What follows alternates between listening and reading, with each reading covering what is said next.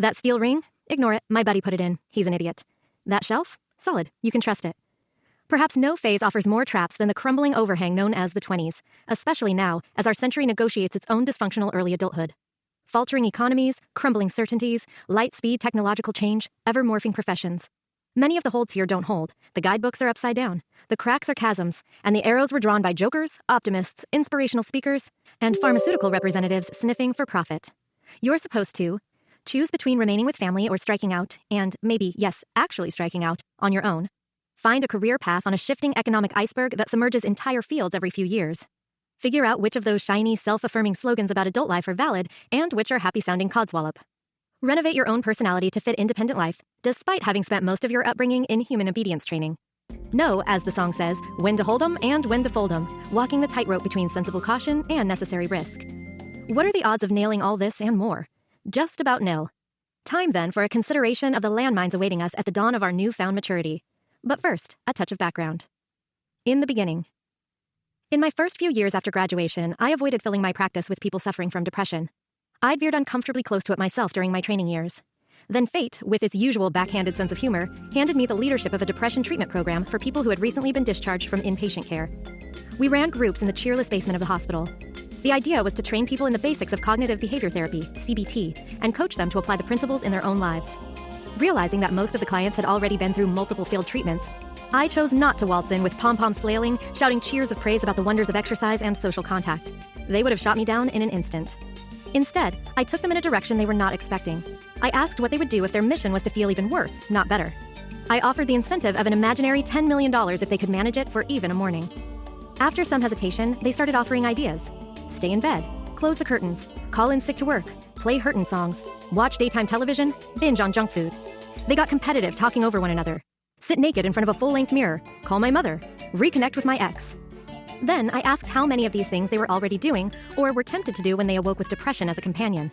Stay in bed, close the curtains, call in sick, scoop into the mocha chip for breakfast. Perhaps their low mood wasn't such a mystery. They were already living many elements of the life they'd adopt if they wanted the misery money. This was bewildering because the prize was imaginary and they truly, truly, truly did not want to be depressed. Their curiosity was sparked. The striking feature of this gambit was that it was so easy. If I asked people mired in misery how they might feel better, most were stuck for ideas. When I asked them how to feel worse, the strategies flew off the tongue. Big deal, you're thinking. Who wants to feel worse? I have a place in the dry ranchland of British Columbia, and I often take guests up a sagebrush-strewn embankment to a lookout. I always have problems finding the animal track that leads up the slope. Eventually, I stumble across it and look back down. There's the beaten-down grass of the trail, obvious for anyone to see. The way up and the way down are the same path, but the way down is easier to find. The same is true of mood and life.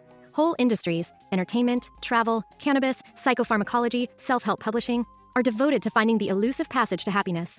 But if you find the road to misery, you've found the road to fulfillment as well. Just turn right rather than left.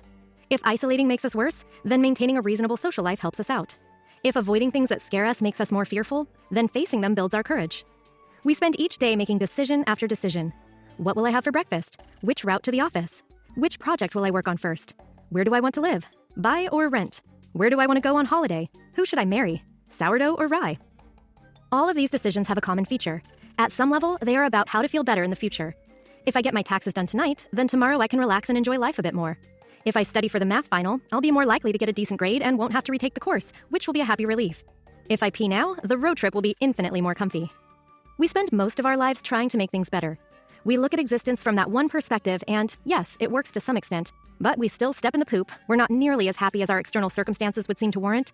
And when we look back, we can spot some obvious missteps that we should have foreseen. Spend 10,000 hours staring at a problem, and what are the odds that another hour will turn up the solution? Look at it from a new angle, however, even one that seems wrong, and insights may cha-cha out from the shadows. If you get stumped putting together an IKEA dresser, turn it over and look underneath. That's probably where the missing bolts have been hiding. So, what if misery was your goal instead of joy? I used my experience with the therapy group as the core of a talk I gave to the local library, billing it as How to Be Unhappy. I reasoned that no one would show up and I could go home early. The touchingly optimistic event host had laid out 200 chairs. 5 minutes before I was due to begin, she was frantically putting out more, and still there were people standing at the back. I offered the talk again, and again. A publisher surfing ads for psychology-related topics saw the announcement and suggested a book. And here we are. A Shade of Grey. Most writers are narcissists. Amazon, ever the enabler of bad habits, feeds and nurtures this toxic tendency. You've probably noticed the bestsellers rank beneath each book, indicating its current sales position. There are two types of author in the world, those who say they look at this figure, and those who lie. There is also a behind-the-curtain site that lets you track your sales from week to week. One day, I was indulging the secret vice and saw that sales of How to Be Miserable had shot upward unexpectedly. I did some internet searching and discovered the explanation. A month or two earlier, I had received an email requesting permission to post a short YouTube video about a few of the concepts in the book. I had granted this, asking only that the developer at least mention the name of the book from whence they came. Then I forgot all about it. If I were more plugged into popular culture, I would have recognized the name on the email. CGP Grey, one of YouTube's most followed vloggers. His video had gone live, and within a day or two, it had racked up more than 1 million views, which swelled to more than 3 million in the following weeks. Gray had chosen some of the most basic ideas in the book. Get no exercise, eat garbage food, randomize your sleep schedule, set vague and unrealistic goals, stay at home, and a few more. He had set them to music and illustrated the result with his signature stick figures. I liked the video, but I was more fascinated by the thousands of comments cascading beneath. A few had posted remarks like, "I do all this stuff and am perfectly happy," or "Why would anyone do this?" Far more, though, expressed rueful recognition. "Stop describing my life. Looks like I'm on the right track. I unintentionally do almost all of these steps every day. Funny, right? Right? Have you been spying on me? Holy crap, I do 90% of this without realizing it. It's as if he was reading my mind." Huge numbers of Gray's viewers seem to spend their lives sitting at home watching YouTube videos, feeling stuck and dissatisfied. No surprise there. YouTube viewers are mostly avid internet consumers, and logically, those who are at home watching tend to be those who stay home and watch. It's not unlike conducting a survey at a gym and discovering that most of your respondents work out, or at a bar and finding heavy drinkers, or at a hotel and finding mostly travelers. Still, the frequency with which people saw a mirror instead of a video was unsettling. This echoed my experience in the clinic. Ever since starting my practice, I've seen people who describe their days of isolation, inactivity, and lack of structure or purpose, and their corresponding emotional lives of boredom, lethargy, and emptiness. One man gave me the full rundown on his daily life. Wake up in early afternoon, flick on the TV, scrounge for food, smoke up, surf the net, heat something in the microwave, update Instagram, watch a movie, see no one face to face, head to bed. No reason to get up or go anywhere, no partner, few friends, no job, only sporadic activities. His mood was low. He thought he had a brain disorder. Slightly over-caffeinated at the time, I impulsively blurted out, "But that's how a life like that feels." It was conceivable that he might have a neurological problem. He didn't. But this wasn't necessary to explain his mood. I mimicked striking my thumb firmly with a hammer. If you do that and feel pain, your thumb isn't doing anything unusual. It's responding completely normally. When people live this way, that's the emotion that comes with it. It was tempting for my client, and I'm sure for many of Gray's YouTube viewers, to attribute the life he was living to the emotions he felt. With a mood that low, how could he do anything else? What he wasn't seeing was that the life he had adopted was also perpetuating his low mood and lack of motivation and interest. His emotions, behavior, and ways of thinking were locked in a downward spiral. So, if we're trying to change things, where do we start? Answer: wherever we can. There aren't many interventions that get rid of sadness, emptiness, or lethargy right at the outset. So we work on the life instead. Get a bit more exercise, for example, and energy levels tend to rise. Sleep improves, producing better daytime concentration, which enables a sharper focus on getting things done, which reduces the feeling of being a burden while building confidence, which makes social interaction more likely, ultimately making it easier to ramp up the exercise a bit more. We create a positive spiral, with small changes reverberating around the life and producing knock-on effects. We give up on solving the mood problem and work on the life problem instead. The dividing line between most mood problems and the rest of human existence is largely artificial. Although some people do experience genuine brain disorders, most of the distress seen in psychological clinics is understandable once we assess the life the person has been living and the way they think about it. What's true for most diagnosable mood states tends also to be true for garden variety unhappiness or misery. What's this got to do with the 20s? In How to Be Miserable, I reverse engineered the treatment literature for depression to come up with useful ideas for the rest of us. But I was focused on total lifespan concepts, strategies that lower the mood regardless of one's age. As I mentioned in the opening to this discussion, there are also considerations specific to each of life's stages, and nowhere is this more true than in the early years of adulthood. Part of the problem is that from birth we are raised to be children. That's why they call it child rearing. And what's the mission of a child? Understanding the rules and following the lead of a nearby adult. Then, around the age of 13, someone abruptly says to us, "Don't be so childish." Well, why not? That's what we were raised to be. Don't sculpt a teapot in pottery class and then cast it aside because, oh look, it's a teapot. That's what you wanted. They train us to be children, then change their minds and want us to be adults instead. You're supposed to negotiate this switchback on life's highway while your body, long reliable but a little taller every year, becomes alien even to you. Your brain sits in a hormonal soup that starts out as Mrs. Boring's chicken noodle and suddenly becomes Thai Tom Yum Goong with fire peppers, Viagra, and hallucinogenic mushrooms. Then you come out of that tunnel into your 20s, filled with reams of contradictory advice. People take turns alternately wanting to stuff you back into childhood or refusing to give any advice at all. Because, hey, you're an adult and should know this stuff already. There's a strange thing about life stages. They proliferate like bunnies. You start with two, childhood and adulthood, and before you know it, they've subdivided. Adolescence, from the Latin adolescere, to grow up, wasn't originally considered a separate stage. It was a punctuation mark between childhood and adulthood. Then G. Stanley Hall, an early American psychologist, fleshed it out in his 1904 opus called, unsurprisingly, Adolescence. He characterized it as a stage of its own, distinguished by wonky mood, attention-seeking, risky behavior, and conflicts with parents. A new stage, of course, means a new transition, this time between adolescence and adulthood. And a century after Hall's book, the term adolescence has come into vogue. This vaguely pejorative word can be applied to a person of any age pretending to be part of youth culture. Think the pig-tailed elderly at summer music festivals, or a person years past puberty who hasn't quite become independent. It suggests immaturity in the person being discussed, balanced by a wee bit of envy in the observer. As a period of study, though, adolescence is tied more closely to age, usually from 19 to 29. A useful term for researchers, maybe, but is it necessary? It's a syllable longer than young adult, so we can't claim it's a short form. Adolescent, and the equally obnoxious kidult, is a not-so-subtle way of hiding an insult behind a mock clinical term and a way of excluding someone from the not-so-coveted club of adults by implying that they haven't quite passed the entry exam. Nevertheless, there's something distinct about this, as about all life stages, and much of the distinction lies in the sheer number of ways that things can go sideways. Minefield or paradise. There are two ways of thinking about young adulthood, and they're both wrong. The first is that it should be impossible to be miserable during this time. Your life expectancy is just about as high as any society on Earth has ever been able to manage. You have decades of mileage left on the ticker. The odds are pretty good that you have your health. You probably haven't had time to put yourself in really insurmountable debt, though student loans are an excellent start. You haven't yet snookered yourself with multiple conflicting responsibilities. Smallpox, polio, mumps, and typhoid are all but over, and even HIV is reasonably controllable. If you live in a developed economy, the risk of starvation is low, food is plentiful, and beds are comfortable and relatively bug-free. Millions of people spend their lives creating online content, the only function of which is to entertain you. The availability of contraception means you are probably not going to be forced into celibacy or accidental parenthood. Even by the standards of royalty of past ages, most of us are not simply privileged, we live in actual paradise. We have microwave ovens, streetlights, vision correction, and buffalo wings. We should be flatly incapable of misery, yet we aren't. The alternative point of view is that misery should be inevitable. Weapons exist that could obliterate you and everyone you love at any time. Humans have managed to so pollute the earth that its capacity to sustain life is in question. We have proliferated to the extent that we are crowding out most other species, including many upon whose survival we depend. The gluttony and carelessness of past generations is yours to correct or suffer from.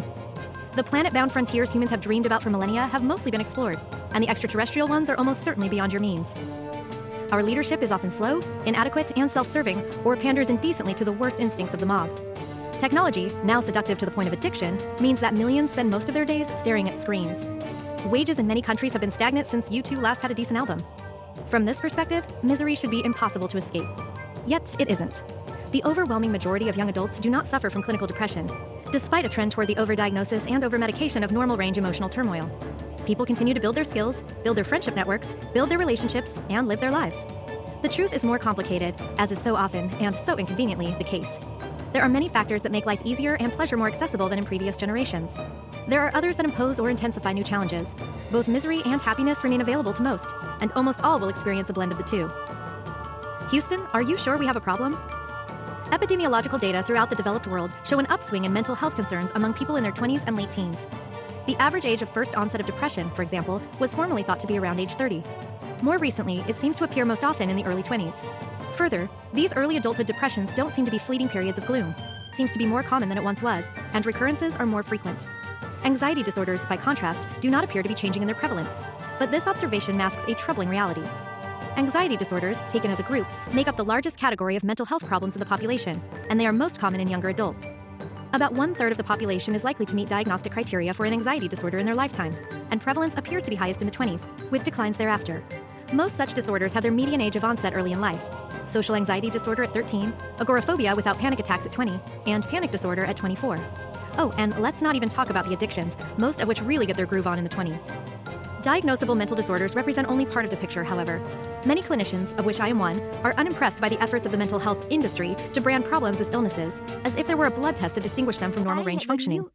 In the case of mumps, for example, you either have it or you don't. Vanishingly few of the disorders listed in the Diagnostic and Statistical Manual, DSM, now in its 5th edition, hence DSM-5, represent such clear and qualitatively distinct entities. Instead, most disorders are simply more severe or troubling versions of normal human experiences. We all have periods of sadness, sleep disruption, lack of energy, and poor concentration, all of which can be symptoms of major depressive disorder, or of 21st century life. We all concern ourselves with what others may think of us, as in social anxiety disorder. We all feel compelled to cuddle up in the safety of home, as in agoraphobia. We worry about things that may never happen, as in generalized anxiety disorder. The people charged with creating the DSM sit around a boardroom table, draw a line in the continuum of distress, and call one side of the line normality and the other disorder. Normal, bell-shaped frequency curves bulge in the middle and taper at the extremes. If we define disorder as being out at the skinny end, then across the imaginary border in normal land, the curve gets much fatter. There are far more people living there. So there are always many more cases in the troubled but not quite enough to call it a disorder range. If 1/3 will meet criteria for an anxiety disorder at some point in their lifetime, and 1/10 to 1/5 for a depressive disorder, then far more than that will experience emotional challenges strong enough to derail them, and these derailments occur disproportionately in the 20s. A neat little issue. Sit like a fly on the wall of my consulting room and watch what happens. Over and over again, I assess a young adult and find they are living at home with one or both parents, stuck in the crack between adolescence and adulthood, under or unemployed, fearful of rejection or failure, with a narrow or non-existent social life, not dating, not traveling, not exploring, not progressing in their own goals, and often uncertain what those goals might be. It is as though they have aged out of adolescence, but haven't been able to negotiate the transition to the next phase of life. Some years ago, I began asking the groups of mental health professionals attending my training programs whether they were seeing a lot of clients like this. Routinely, more than half raise their hands. So I began to focus my practice on this group and search the medical literature for treatment studies that might guide my efforts. No dice. I was looking in the wrong place. I should have been consulting the sociological and cross-cultural literature. In country after country, a similar phenomenon has been identified. Most of the studies are descriptive in nature. They focus on the numbers and characteristics of people falling into the ill-defined category, but not on how to help them move on. Virtually everywhere, local authors give the phenomenon a local name, and in the vast majority of cases, they fail to link it with the similar population a country or a language away. The names are often insulting. In Italy, they are bambiccioni, big babies. In Spain, they are Generation Nini, alluding to no education, no employment. In the United Kingdom, they are either NEETs, not in education, employment, or training, or kippers, kids in parents' pockets eroding retirement savings. In the US, the term is failure to launch, with that enormous word, failure, right up front. Nowhere in the world is the phenomenon discussed as much as in Japan, where they are hikikomori, literally pulling inward or being confined. Estimates vary, but a 2016 survey by the Japanese government suggested that there were more than 540,000 people in such a situation in the country of 126 million. Although this represents less than 0.5% of the Japanese population, the phenomenon is disproportionately prevalent in the young adult age group, representing a much higher proportion of 20-somethings. Further, these figures say nothing about the number of young people experiencing other problems, including anxiety disorders and depression, but not shutting themselves away from the world. Whether in Japan, Spain, or the United States, these are not young people making the reasonably sensible decision to remain in the family home and enjoy life rather than overspending on rent. They seem trapped, unhappy, stuck, while the clock of their lives continues to tick. The cross-cultural literature is fascinating for its biases. Researchers from North America jet into other societies and immediately attribute the problems they find to the pathologies of the cultures they are examining. This is glaringly evident in the non-Japanese literature about Japan, where the dominant question seems to be, what is so weird about Japanese culture that it produces these stay-at-home boys? Well, nothing. Take a look in your own basement. The hikikomori problem includes an epidemiological puzzle. In virtually every survey, every study, every informal sampling of clinicians, the majority of people who fit within this fuzzy category are men. The Japanese government study suggested that about 2/3 were male. My experience in Canada would suggest something more like 80% male to 20% female, an estimate echoed by the clinicians I have asked. Why males? Wage stagnation, suggested one workshop attendee. Well, yes, the income of young men has been quite flat in recent decades, whereas that of young women has been rising. This hasn't put women ahead, however, it has only narrowed the gender gap. Young men still make more than young women on average. It should be easier for males to strike out into the world. But it is more often their sisters who are casting off and sailing away from home port. So why else? One possibility, sexist but probably true, is that young women are taught more self-care skills, like cooking, laundry, and budgeting than men are, so they're more equipped to leave home. Another may be that more women look to the instrumental nature of early jobs, will this pay the rent, whereas young men are exhorted to pursue hard-to-find passions or establish their status with their employment. Still another may be the shifting and contradictory expectations placed on 21st century males. Whatever the reason, kickstarting adulthood seems to be increasingly difficult, and the evidence suggests that more males are having ignition issues. It's tempting to think that I am just pathologizing the decision to stay home with the rents. Not so. In many cultures, remaining at home when young is entirely expected. European statistics indicate that 66% of Italian young adults aged 18 to 34 live with at least one parent, 73% of males, 60% of females. The figures are lower in the US, 40% of males, 38% of females in 2016, and UK, 42% of males, 31% of females, while the phenomenon is less common in Scandinavian countries such as Denmark, 22% of males and 17% of females. Since when was a multi-generational household a mental health crisis? Staying at home isn't the problem. It's being stuck at home, spinning their wheels and getting nowhere. It's CGP Grey's audience saying, I live like this and I hate it. The parentheses of circumstance. When I first wrote How to Be Miserable, I was concerned that some readers would see it as blaming the victim. Here's what to do if you want to feel worse. And look, you're already doing it, so bam, it's your own fault. But the few people who have raised this objection seem to have been reacting to media coverage, not the book itself. When people read between the covers, they see that there is no blame given. In that book, I made a distinction important enough to repeat here. Misery is brought about by two types of influence, column A and column B. Column A consists of the many factors influencing our mood over which we have no control.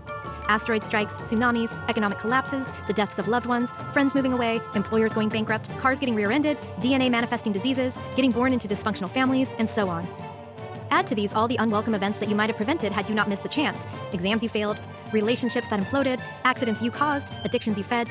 You don't own a time machine and can't go back and choose another universe. Here are a few societal column A factors that apply to many in their 20s. In lots of cities, including San Francisco, Seattle, New York, Vancouver, Toronto, Sydney, London, Paris, and others, rents are sufficiently high that independent living is profoundly difficult for those in entry-level jobs without multiple roommates and bunk beds. Post-secondary education in many countries, especially the US, has become increasingly unaffordable, potentially shutting out people from less privileged backgrounds and leaving graduates with heavy debt loads. The divide between rich and poor has been widening in most developed economies, again, most markedly so in the US, resulting in a small overclass of privilege with a much larger underclass for whom wages and buying power has largely stagnated since the 1970s. The job market is increasingly made up of short-term contracts, meaning that the security, but also stultification, of lifetime job tenure is harder to come by. Workers are consequently faced with making job decisions constantly, rather than just at the outset of a career. Prognostications about environmental and climate degradation have left many with a pessimistic outlook about their own future, and a disinclination to produce children who may experience worse to come. The internet has disrupted many forms of social interaction, making traditional friendships and support more difficult for many to find, and making anonymous online bullying and harassment a regular occurrence. Even some seemingly positive developments, like the increasing diversity of options in career, mobility, and lifestyle, can impose decision-making burdens greater than earlier generations had to sort through. Column A imposes the limits within which you have to live. Fate has decreed that you are 5'2", so the NBA is unlikely to come calling. Your mother was alcoholic long before you were born, and you can't rewrite your bottle-strewn childhood. The economy just tanked, so jobs are harder to come by. Rents are exorbitant, so that cute little apartment on the waterfront isn't in reach of a barista's salary.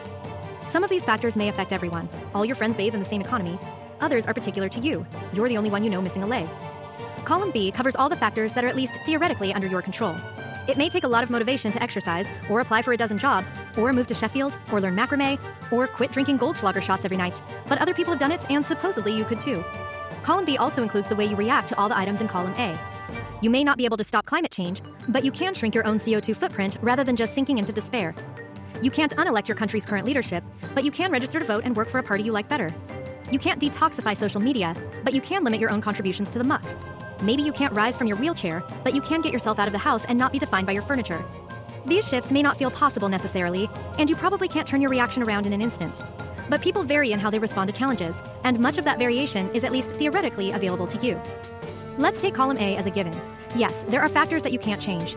You don't have the option of switching birth families, reworking the past, raising the dead, installing John Oliver as Pope, not having diabetes, or living on Moonbase Alpha. These are the parentheses between which you live. The distance between them, however, is almost certainly greater than you think, offering you a playing field easily large enough for a life. Also, thousands discover that factors they thought were column A were actually column B in drag. Maybe, despite your doubts, you can live in Rio, you don't have a brain disorder, you aren't hopeless at sports, and people will hire you. I am constantly struck by how many of my clients see doors as hopelessly barred against them when they are actually wide open, with a welcome sign swinging in the breeze. Oh no, I could never be an actor, write a book, go back to school, cycle Peru, run for office, move away, learn to drive, recover from my sister's death, form a relationship, give up pot, sponsor a refugee, confront my abuser, marry my same-sex partner, teach at university. Column B is bigger than most of us think. We are sometimes motivated to assign our dreams to column A just to shut them up. We confuse the unlikely, or complicated, or difficult with the impossible. The trick then is to find the B-side elements of a good life within the A-side brackets that life has given us, and to assess and reassess the brackets themselves to see whether they still hold. You will always have multiple risk factors for misery in your life. This is the nature of existence. We want to identify the doors that move when pushed and the locks that can be picked. To do this, we'll look downhill. If the 20s seem so hard to perfect, we'll choose an easier task. Let's set our course for disaster, Mr. Sulu, and see what happens. If we wanted it to all go wrong, just how would we do that? Misery, the fourfold path. In Formula One racing, the trickiest parts of the track are at the tightest curves. The decade of the 20s involves sharp twists and changes of direction, hopefully providing rich opportunities to fly in flames off the course. In this book, I'll emphasize many of the deepest potholes you can steer toward. But there's a bonus. It's not just the curves that can get you. A structural failure could occur at any time. A rival driver can cut you off. An accident ahead can leave you with nowhere to go.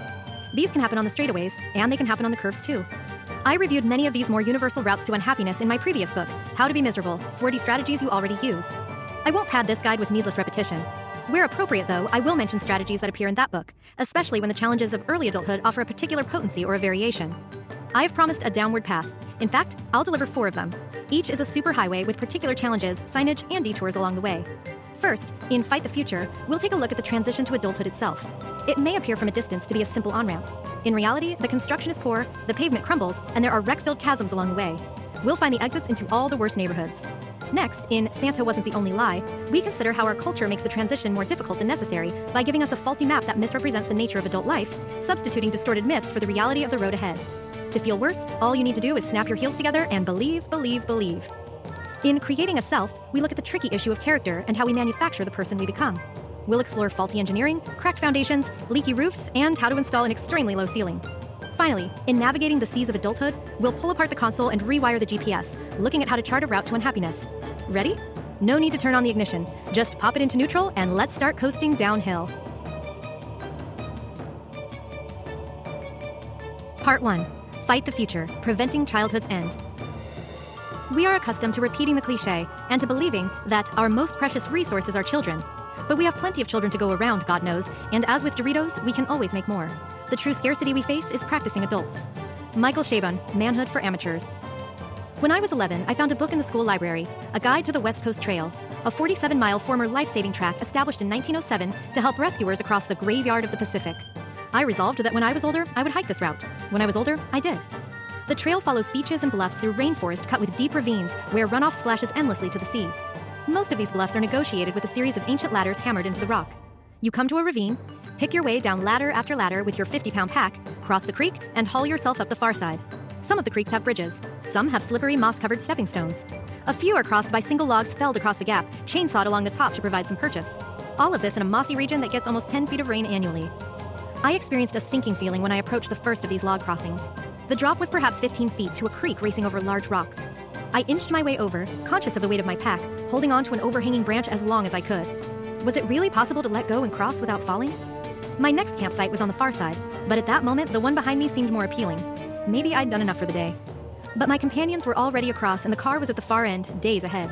I released the branch, fixed my gaze on the far side, and felt a surge of relief when I reached the next ladder. There were more challenges ahead, but I'd safely passed this one. The passages of life are similar to those on the trail. Some are easy, some are tricky, and some make you long to head back and huddle in your sleeping bag. Unfortunately, giving in would only put off the inevitable. There's no way home from the trailhead, and your next meal is on the other side. Stalling creates only short-term relief, followed, as usual, by longer-term desperation. This makes the path to misery quite simple. Just stay where you are. Flatly refuse to cross the gorge. Stretch out your childhood as long as you possibly can. You can manage it one more year at least, and maybe another year beyond that. The trail will always be there, though perhaps tomorrow it will be wetter and the ravine darker. Your companions on the journey will have gone on ahead, leaving you to negotiate it alone, neither more equipped nor rested than you were before. How best to fight the future? Let's consider 10 ways. Lesson 1. Let parents be parents. Our first strategy is simplicity itself. Just keep your mouth shut and don't change anything. Maybe no one will notice that the odometer is clicked over and, chronologically at least, you have become an adult. There are tremendous advantages to prolonging childhood for as long as possible. It is, for most people, a safe harbor. And think of the bonuses. Your childhood home is probably bigger and better equipped than the dingy basement apartments most people get when they first move out. Rent, heat, light, water, and garbage removal are extremely well priced at $0. Most meals are provided. It's like a college dorm room plan, but with fewer annoying roommates. Chauffeur and maid services are often tacked on at no additional charge. How can you beat that? The demands are few and the benefits are too many to count. Why wouldn't you want that deal to continue? The main problem with this gambit is that it depends on your parents neglecting to realize that they no longer have a child on their hands. In some families, this is not so great a challenge as it might seem. Parents' sense of their offspring's age usually lags, as you may have noticed. It's as though their image of you is the moving average of all the ages you've been since birth, so at 14 they treat you like you were 7, and at 24 like you're 12. Clean the pubic hairs off the toilet seat and they might never twig that you were post-adolescent. People are busy with their own lives. They barely see themselves in a mirror, so if you keep your head down, they'll surely never notice you, or your tats. It's great to feel needed. One of life's nagging questions is, what is my purpose? If you have a child who can't pour cereal without supervision, you don't have to face this quandary. Your purpose is to buy their underwear, change the light bulbs, and prevent vacuuming injuries. Most parents are ambivalent about releasing their children into the wide, dangerous world, so they have a motive for believing you are nowhere near ready. Some of this comes from insecurity. They didn't really know what they were doing when they raised you, so there's always some late patching up to do before they can declare you finished. But, how is this a path to misery? In Richard Adams's novel Watership Down, a group of rabbits escaping the imminent destruction of their hilltop home encounters a new warren where all seems well. The tunnels are wide, plentiful food is mysteriously delivered, and all basic needs are covered. The cost, they soon discover, is that the farmer supplying the food harvests the rabbits for meat. There's sometimes a high price to pay for security. It's unlikely that your family are going to turn out to be cannibals fattening you up for stew. Nevertheless, the downsides are real. Even if you don't share it already, their sense that you can't manage your own life will tend to rub off on you. You will become as convinced as they are that you cannot make it on your own. Worse, that perception of helplessness will be valid because their care will prevent you from learning the skills required. The confidence deficit will only grow, given that the skill set expected of adults expands with time. The room service comes with an advice function that, unlike Siri or Alexa, cannot be switched off. Your ever-present Greek chorus will forever sing, "Why don't you fill in the blank," in infinite variations. Sooner or later, you'll want to make use of your romantic inclinations, and shushing your partner's cries of ecstasy so they don't wake mom is unlikely to add points to your performance. You'll never really know when the oven timer will chirp, and they'll declare that time is up and you have to be out by sundown. You will stand forever, like a tourist at a coin-operated telescope, watching your friends and peers vanish in the distance. This strategy isn't available to everyone. Some people at the cusp of adult life have no one helping out. Or their parents have been counting the candles on the cake and withdrawing services year by year. You may be in this group. If so, then this friendly fleece-covered trap will not fit your ankle. You'll have to find another way to derail the decade. If, however, you are blessed with unobservant parents who have never noticed that you have opposable thumbs and can, therefore, do things for yourself, then a comfortable avenue to discomfort stretches invitingly before you. Keep quiet and allow them to continue seeing you as a child. If they show signs of awareness that your abilities outstrip your achievements, profess your incapacity. Prove it if necessary. Foul up any task they set before you. Spill the paint, dent the car, burn spaghetti, mow the dog, lose the McJob, and prove your inability to set an alarm clock. Wear them down. Sooner or later, they won't ask anymore. The road to hell is paved with your Luke Skywalker bedsheets. Lesson 2. Keep your parents in the pantheon. Why does virtually every culture invent religion? Maybe one or another of the gods is real and their worshippers see things accurately. Even if that were true, though, it doesn't explain the other 10,000 divinities that we've dreamt up. All of those warring, diverse, and mutually inconsistent Asgards and Olympi. Surely the answer is that we believe in gods because we've lived among them. We are born into a world surrounded by comparative giants who can perform miracles. Our parents and other elders stand upright, communicate using sound, control our comfort, feed us, sometimes from their own bodies, drive huge machines, and reveal the names and functions of all the things around us. It is from them that we receive the first word, and every word after that. They are masters of fire, of light, of bathwater, of life itself. They provide and they take away. We are held in the lap of Parvati. We ride on the shoulders of Apollo. This is a pretty great life. Don't give it up without a fight. It gets more difficult with time, though. We long to believe that our gods are benevolent, just, and all-powerful. It is inconceivable that they lack control over their own behavior, and too frightening to imagine that they are unjust or malicious. If they seem inconsistent, or rude, or harsh, it must be that we somehow provoked them and deserve our pain. Dad yelled, so you must have done something wrong. Mom became ill, so it must be your fault. Their failings and weaknesses become your own. They leave, they hit, they cry, they die. You can use all of it as evidence of your own worthlessness. We try to block it out, but as we get older, we realize that our gods are unreliable. They make mistakes. They disclose stunning limits to their powers. I don't know how to drive a standard, honey. We can't afford to get you that bike this year. I can't get home in time for your soccer game. They can produce money, but not limitless amounts of it. They can be present, but not always. They can bandage wounds, but not prevent them. They are not as great as you thought. You have been duped. Swindled. Maybe it's no surprise that out of sheer nostalgia, we invent gods more powerful than the weaklings we had been worshipping, nor that we call them Heavenly Parent. Like cathedrals constructed atop Roman ruins, we create deities from the rubble of our illusions. In the movie On Golden Pond, elderly Katharine Hepburn and Henry Fonda are facing their mortality and failing health. Their daughter Chelsea, played by Jane Fonda, is filled with resentment for her parents' faults. She is particularly critical of her father, whose early signs of dementia she has failed to notice. Her mother clearly has waited many years for her to realize that her parents are only human and could never have been the perfect being she always wanted. Eventually, the mother is pushed to her limit and angrily snaps at her daughter. Life marches on, Shells. I suggest you get on with it. It sounds warmly reassuring to live in a world with living, walking gods in the next room.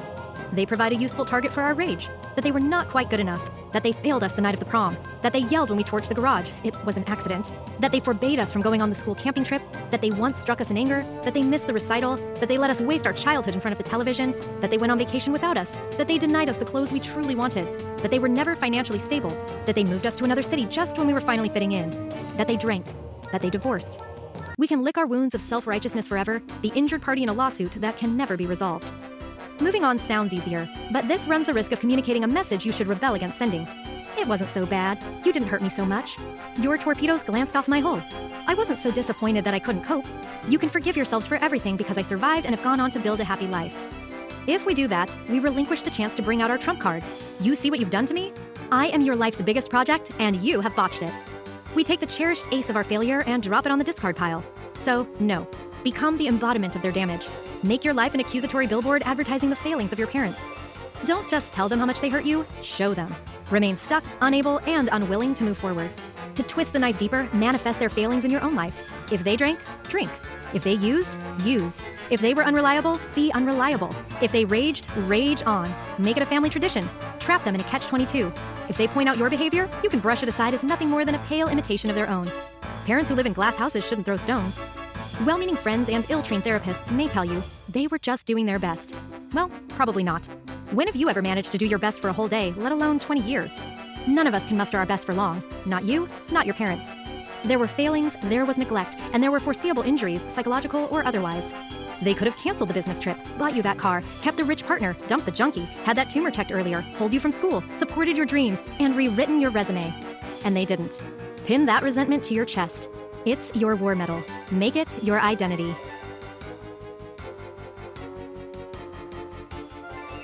Lesson 3. Refuse the burdens of adulthood. What if keeping your head low and your mouth shut doesn't work? What if people around you start making demands anyway? Simple. Just turn them down. Adulthood is overwhelming. You need to eat several times a day. You need a place to live. You need sheets, blankets, comforters. You need clothes to keep you warm. You need transportation, amusement, a way to communicate over long distances. Most of all, you need the medium of exchange that gets you all the rest. Money. Try a thought experiment. Snap your fingers and create a brand new human before your eyes. Hand them a list of everything they need to do in order to survive. Eat, poop, pee, brush teeth, sleep on a regular schedule, clean up, do laundry, hunt and gather, and sell most of their waking hours in exchange for the sacred paper with the dollar signs on it. Watch their reaction. You're kidding. This stuff will take me all day, and a lot of it will take years. Listen, sweetheart, you made me. Your mess, your job. I'll just wait over here with the cat. I didn't ask to be born, you know. When's lunch? Follow their lead. It's just as true for you as for your imaginary friend. You didn't sign up for this gig. No one asked if you wanted a ticket to planet Earth. Your existence is the product of your parents' lust. They decided to mess around that night and conceive you, or pay thousands to be inseminated, or failed to take precautions to ensure that you didn't exist, or opted not to terminate the pregnancy, or picked you out of the adoption lineup. Surely this makes your life, your needs, and your care their problem.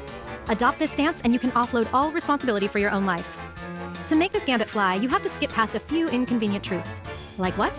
Well, it's always hard to forget ideas once you've read them in black and white, so I'll be brief. Skim these quickly, then tear this page out of the book and flush it. No one else signed the waiver either. Not your parents, not your siblings, not Beyonce. No one in all of history requested to be born, at least as far as we can tell. If you have to sign the contract to get the responsibility, then there isn't a person on Earth who's in charge of their own welfare. It ain't just you. Likewise, no one asked to be born into their particular body or life circumstances. We didn't ask to be male or female or trans or straight or gay or white or brown or black or rich or impoverished or Serbian or deaf or blonde. We didn't ask to be born into an intact or divorced family, to religious or atheist parents, to a life of privilege or a life of struggle, to an upbringing and community of peace or one of daily bombings. Your family didn't sign up for you either unless you were adopted. Even then, they didn't know who you would be or how you might turn out. At best, they chose to have a child, or not to get in the way of one already impending, and they understood they were getting the luck of the draw. No one signed up to be caregivers forever. Your folks likely anticipated that they'd be on the hook for maybe 3 years of diapers and 20 years of parenting, and then you would be successfully launched out into the world. They can choose to extend the offer, but that's up to them. You don't get to forge their signature to make it a life sentence. You see the problem. The whole not my job thing only hangs together if you don't think about it too hard, and if the people you're selling it to don't look very closely either. This refusal to take the wheel of your own car provides 2 roads to misery, not just one.